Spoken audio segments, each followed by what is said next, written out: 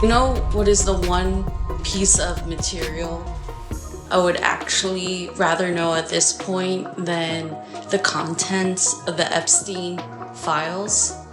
Is the 25 minutes that were cut from Stanley Kubrick's Eyes Wide Shut. The movie was recut and changed after his and they will deny it. But as a student of Kubrick, I'm watching the movie and I'm like, oh, Kubrick wouldn't do that. I'm in the files for not going. Jeffrey Epstein was trying to meet with me. Oh, I did see that. Yeah, and I was like, what? No thanks. But here's what nobody is connecting. There are moments in long-form podcasting when something genuinely unexpected happens. Not a hot take, not a rehearsed controversy. Something real. Something that lands in the room like a stone dropped in still water, and the ripples just keep going. That moment came when Mel Gibson sat across from Joe Rogan and started talking about the Passion of the Christ. Now, before you reach for the skip button, stay with this. Because what Gibson revealed in that conversation wasn't just about a movie. It was about what happens when someone in the inner circle of Hollywood decides to tell the truth. And when you hear it alongside everything that's now come out about Jeffrey Epstein's network, the connections become impossible to ignore. Gibson didn't come on the show to promote anything. He came to talk about faith, about what it cost him to make that film, and about the darkness he saw operating inside the institutions he had dedicated his life to. He spoke about figures within the Catholic Church, leaders like Theodore McCarrick and Cardinal Wuerl, who were supposed to protect the vulnerable and instead protected each other. He talked about a church that had, in his words, split into two versions of itself. One focused on its original mission, one hiding behind a mask, protecting its own agenda. Joe Rogan sat there and absorbed all of it. And here's why that matters. Because what Gibson was describing, an institution that presents one face to the public while operating by entirely different rules behind closed doors, is the exact same architecture that Stanley Kubrick spent the last years of his life trying to expose. Two different men, two different industries, two different decades, one identical warning. Stanley Kubrick was not a casual filmmaker. He was a man who approached every project like a field researcher. He would spend years, sometimes half a decade, preparing for a single film. By the time a Kubrick movie went into production, he had frequently become one of the foremost experts in the world on its subject matter, not just cinematically, academically. So when Kubrick decided in the final chapter of his career to make a film about secret societies and the sexual rituals of the global elite, the question worth asking is, what did he know? And how did he know it? Eyes Wide Shut tells the story of Dr. Bill Harford, a wealthy Manhattan physician played by Tom Cruise, who stumbles through a world of masked ceremonies, exploitation, and institutional silence after accidentally witnessing things he was never meant to see. On the surface, it reads as a psychological drama about marriage and obsession, but the deeper you go, the less it looks like fiction. I just think it's interesting, like, Stanley Kubrick probably would be canceled today. Kubrick delivered his final cut of Eyes Wide Shut to Warner Brothers executives on March 7th, 1999. 6 days later, he was dead. He was 70. And while his official cause of death was listed as a heart attack in his sleep, the timing has haunted film scholars and conspiracy researchers alike for over 2 decades. What followed was, according to multiple Hollywood insiders and people who were actually on set during production, a significant recutting of the film. Approximately 24 minutes of footage, roughly 15% of the total running time, was removed. The precise content of those cuts has never been confirmed. What has been confirmed, at least by those who have seen the original working script, is that the final theatrical version is missing something fundamental, a third-person narration that was built into Kubrick's original vision. I had a script that was from set, and I was reading it over the weekend, and I saw that it has this, I've known this for a long time, but I started really thinking about it over the weekend. It's missing a narration. It's missing a third-person narration that was originally in the movie. Think about what that means. A narration in a film is a guiding voice. It tells you what to think. It frames events in a particular way. Kubrick, a filmmaker famous for obsessive intentionality, built one into the story, and then after his death, it was gone, removed by hands other than his. The movie was recut and changed after his death. So somebody went in and finished the movie, but I think when they finished the movie, they hid the film. The movie got changed into something else. Now here is where the analysis gets genuinely disturbing. Eyes Wide Shut depicts a world organized around access. At the top sits Victor Ziegler, a wealthy, connected fixer who hosts legitimate parties for legitimate people while simultaneously serving as a gateway to a hidden underworld of ritualized exploitation. His job is to feed the elite's appetites without consequence. His reward is protection, status, and a lifestyle that most people could never imagine. That description should sound familiar, because it is allegedly a description of multiple real individuals now connected to Jeffrey Epstein's network. The film's most disturbing sequence, the masked ceremony at Somerton Estate, depicts exactly what court documents and survivor testimony have described at Epstein's properties. Wealthy, powerful figures, isolated locations, vulnerable individuals with no means of escape and no recourse afterward. The shared secret that binds participants together and keeps everyone silent. Listen, Bill, I don't think you realize what kind of trouble you were in last night. Who do you think those people were? Those were not just ordinary people there. If I told you their names, I'm not going to tell you their names, but if I did, I don't think you'd sleep so well. And there is a detail in Kubrick's casting choices that demands attention. For the women who appear in the Somerton ceremony, Kubrick allegedly selected petite, short-statured models who appeared significantly younger than they were. According to those who analyzed the production closely, this was not an accident. It was a deliberate visual choice designed to emphasize the horror of what the scene was depicting, the particular type of victim, the particular type of predator. There is also the costume shop sequence, where Milich, the shop owner, casually offers his teenage daughter to the men who have come to rent masks for the ceremony. She has no agency. She is a commodity, managed and traded by the people around her. Kubrick holds the camera on this scene long enough to make sure no one misses what they're looking at. Thank you, Mr. Milich. I'll call you soon. Goodbye, gentlemen. That is not a fictional invention. That is, according to the documented record of Epstein's operation, precisely how his tracking network functioned. Vulnerability commodified, access traded, the entire machine lubricated by money, status, and shared guilt. Rogan's connection to this world is not abstract. It is not theoretical. He physically entered it, briefly, deliberately, and with his eyes open. In a podcast conversation with Brendan Schaub, Rogan described attending a birthday party for Naomi Campbell. The location alone was unusual, a hilltop property in the Hollywood Hills, accessible only by an open-air elevator that ran up the side of the hill. As Rogan rode that elevator up, he found himself ascending past a 40 to 50-foot photograph of Campbell herself, naked, displayed on the hillside like a monument. And as we're going up the side of the hill, Naomi Campbell's kid photo is 40, 50 feet tall. Jesus. And I'm not kidding. I'm not exaggerating. Jesus. At the top, he was greeted by Demi Moore and Lenny Kravitz. Both names appear in Epstein's contact book, the document that investigators used as a roadmap for mapping his social network. Rogan later reflected that the party felt exactly like a scene from Eyes Wide Shut, and he wasn't being metaphorical. Now, Naomi Campbell's name has surfaced repeatedly in the context of the Epstein investigation. According to online discussion and reports citing the released Epstein files, she maintained consistent contact with Epstein over a period of roughly 12 years. Oh yeah, Naomi Campbell is all over the Epstein files. And I remember hearing these rumors about, oh, Naomi used to recruit girls for them. And I was like, I don't see it. Like, surely not.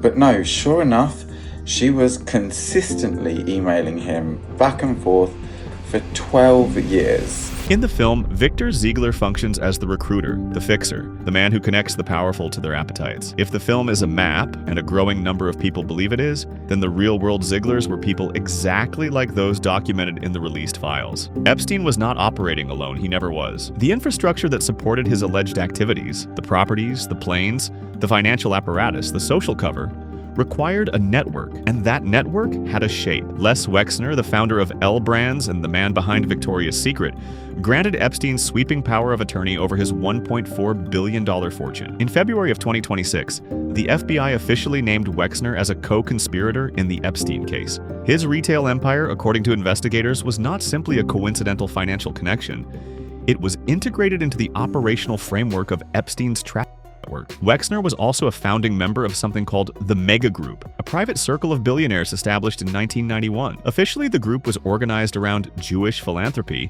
but investigative journalists, most notably Whitney Webb, have documented the group's potential role in elite coordination and, according to some analyses, in intelligence gathering. If you have esteemed scientists, Nobel laureates, scholars, all these different world leaders, bankers, famous singers, famous actors, they're all there. So that's the way you get people to do it. You invite people to this immense, lavish celebration that with intellectual world leaders, geniuses. And you think, well, how could it be bad if all these geniuses are there? This is almost precisely what Eyes Wide Shut depicts. A wealthy inner circle bound by shared access. Participation as initiation. Silence as the price of belonging. Once you're in, the shared secret ensures no one can walk out without destroying themselves. That's exactly how these operations maintain themselves in the real world. Epstein allegedly had photographs, recordings, flight logs. The documentation of participation served as insurance, not against outside exposure, just against internal defection. There were a lot of people that had very cozy relationships with Epstein, whether they were involved in any of these alleged activities or not. But they don't even care, because it's appearances that get you in trouble.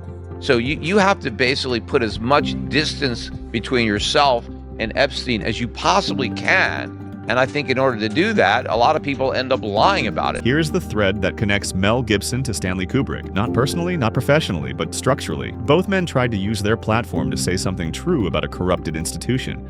Both paid a price. Gibson made The Passion of the Christ at his own expense. No studio would fund it. Hollywood found the subject uncomfortable.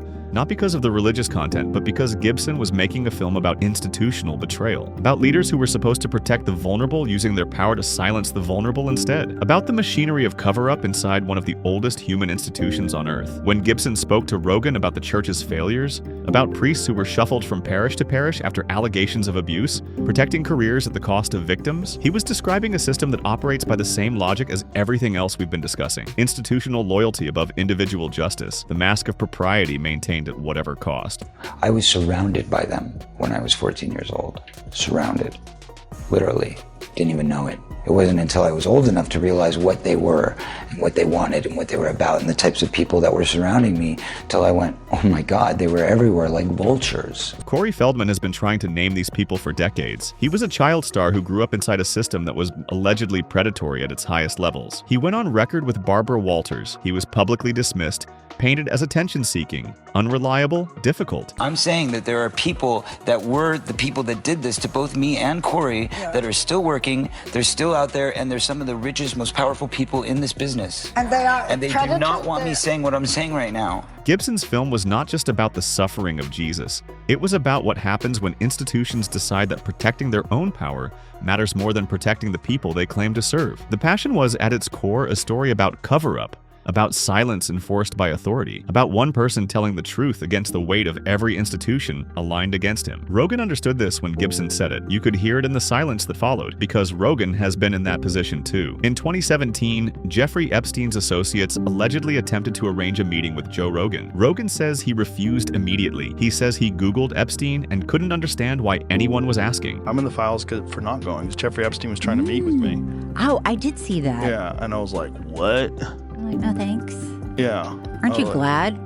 Yeah, but I would have never went anyway. It's like, it's not even a possibility that I would ever went, But especially after I Googled him. His name appears in the released files not as a participant, but as someone who declined. In the context of everything else, in the context of a network that operated by accumulating participants and documenting their participation, that refusal is significant, and it may explain some things. Rogan has spent years being one of the most attacked figures in American media. Hit pieces, advertiser pressure, platform bans, content restrictions. The list is long and the pattern is consistent. Every time he gives a platform to someone saying something the mainstream media establishment would prefer remain unheard, the volume of the pushback increases. None of that proves a coordinated retaliation campaign, but it does raise the question. In a world where institutional power protects itself by controlling narrative, what does it mean that the loudest independent voice in podcasting has been the subject of relentless institutional pressure? And what does it mean that his loudest critics have largely been the same media entities that were slow, very slow, to report seriously on Epstein? What's up with that? What is up with that? Right. Like, it's a mountain of evidence. Right. So where's that mountain? The most recent development in the Epstein case confirms what filmmakers, podcasters, survivors, and whistleblowers have been saying for years. This was not a lone predator. This was a network, and that network extended into places of enormous global power. The unredacted Epstein files identified Sultan Ahmed bin Sulayem, the chairman and CEO of DP World, one of the largest port logistics operators on Earth. According to documents cited in reporting on the files, his correspondence with Epstein was damaging enough that he resigned from his position in February 2026 following its exposure. The files also detailed alleged facilitation of the movement of victims across international borders, Ukrainian and Moldovan women among them, and connections to facilities in Turkey. This is not a party story. This is not a film theory.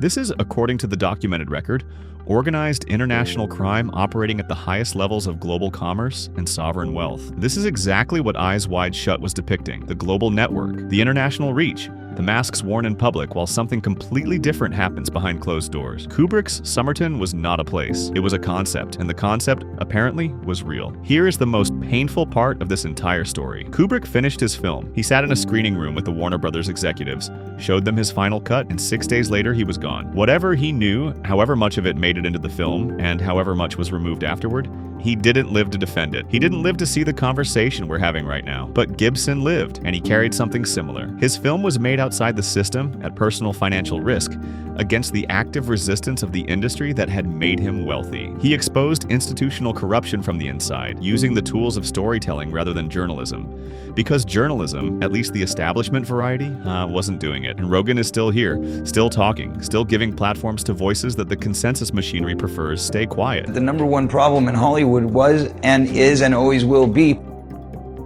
That's the biggest problem for children in this industry. The casting couch even applies to children. Oh yeah. Not in the same way. It's all done under the radar. Nobody talks about it. It's the big secret.